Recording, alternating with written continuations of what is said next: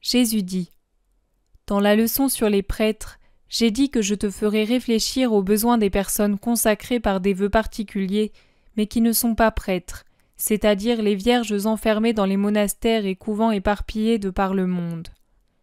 Dans l'esprit des fondateurs, ces lieux devaient être autant de maisons de Béthanie, où fatigué, dégoûté, offensé, persécuté, je trouverai refuge et amour. Et toujours dans leur esprit, ils devaient être des sommets où, dans la solitude et le recueillement, les âmes pures continueraient de prier pour les habitants de la terre, lesquels luttent et souvent ne prient pas. Chasteté, non seulement de la chair, mais des pensées et de l'âme. Charité très vive, prière ou plutôt oraison continue que les occupations ne troublent pas, amour de la pauvreté, respect de l'obéissance, silence extérieur pour entendre la voix de Dieu à l'intérieur, vocation au sacrifice, esprit de véritable pénitence. Voilà les vertus dont devraient être pénétrés les cœurs de toutes les femmes qui se sont données à moi par des vœux spéciaux. S'il en était ainsi, il y aurait chaque jour un nuage brûlant d'encens spirituel et un bain d'arômes spirituels qui purifierait la terre pour monter ensuite jusqu'à mon trône. Et la triste zizanie du péché serait détruite peu à peu. Car celui qui prie obtient la grâce, et si vraiment on priait fort pour les pécheurs, on obtiendrait leur conversion. Au lieu de cela, vous priez pour vous-même. C'est de l'égoïsme et cela blesse la charité. Pour une grande partie des âmes qui sont dans les couvents, on peut se demander pourquoi elles sont entrées. Examinons un peu ensemble les raisons. Tu sentiras spontanément le besoin de prier pour ces âmes égarées beaucoup plus que si elles étaient restées dans le monde. Beaucoup sont entrés par exaltation, obéissant à une bonne impulsion, mais qui n'a pas été corroborée par un ferme propos, une mûre réflexion et une vraie vocation. Elles ont vu la charrue dans un champ en fleurs à une heure ensoleillée, et elles y ont posé la main sans réfléchir si elles avaient la force de se labourer elles-mêmes avec le terrible soc des renonciations. Les fleurs tombent, le soleil se couche. La terre est pierreuse, dure, pleine d'épines et de tribulations. Tombe la nuit noire et orageuse. Ces âmes qui ont cédé à un rêve sans réfléchir se retrouvent désolées dans un monde qui leur est étranger, dans lequel elles évoluent avec peine. Elles souffrent et font souffrir les autres. D'autres sont entrées après une déception. Elles croyaient être mortes, elles n'étaient qu'assommées. Même si on passe outre à la réflexion qu'à Dieu on offre les primeurs et non les restes, il faudrait toujours se demander si l'âme est vraiment morte au monde ou si elle est seulement grièvement blessée. Une blessure qui n'est pas mortelle guérit, et l'on revient à la vie plus que jamais. Celles qui entrent après une déception sont troublées par la suite comme les autres, même plus, parce que, en plus de comprendre que le monde monastique n'est pas pour elles, elles y apportent des choses du monde extérieur, souvenirs, regrets, nostalgie, désirs. Dans le silence du cloître, ces choses sont comme du vinaigre sur une plaie. Elles l'enflamment, l'irritent, elles empoisonnent tout, rendent les âmes inquiètes, hargneuses, mordantes. Celles-ci souffrent aussi et font souffrir sans rien mériter. Troisième catégorie, celles qui entrent par intérêt.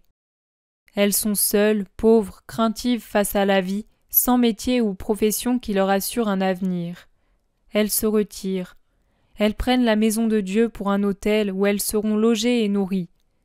Elles assurent leur avenir. Mais on ne se moque pas de Dieu et on ne le trompe pas. Dieu voit au fond des cœurs. Que va-t-il penser de celle-ci ? Enfin, il y a les âmes qui se donnent à Dieu avec des sentiments purs et une vraie vocation. Ce sont les perles, mais peu nombreuses par rapport aux autres. Et elles peuvent aussi se gâter ou tomber malades. Même les perles tombent malades. Il est difficile qu'une vie monastique ne connaisse jamais l'assaut d'un germe qui tente de ruiner la perle consacrée à Dieu.